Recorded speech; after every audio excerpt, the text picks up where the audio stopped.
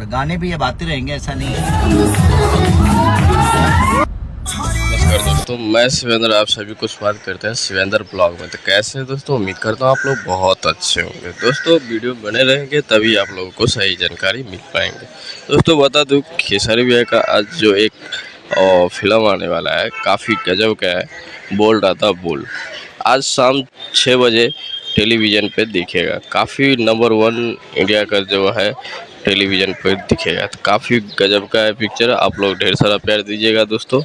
छठ के वो शुभ अवसर पे है, तो दोस्तों ऐसे ही आप लोग ढेर सारा प्यार देते रहिएगा। और मेरे चैनल पर नहीं आए तो चैनल को सब्सक्राइब जरूर कर लीजिएगा।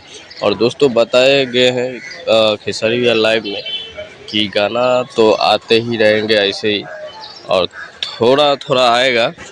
और क्योंकि थोड़ा प्रॉब्लम है, इसके वजह से नहीं आ पा रहे हैं भाई लोग। आप लोग के बीच इतना काफ़ी सारा मेहनत कर रहे हैं, तो आप लोग ऐसे ही प्यार देते रहिएगा। चलते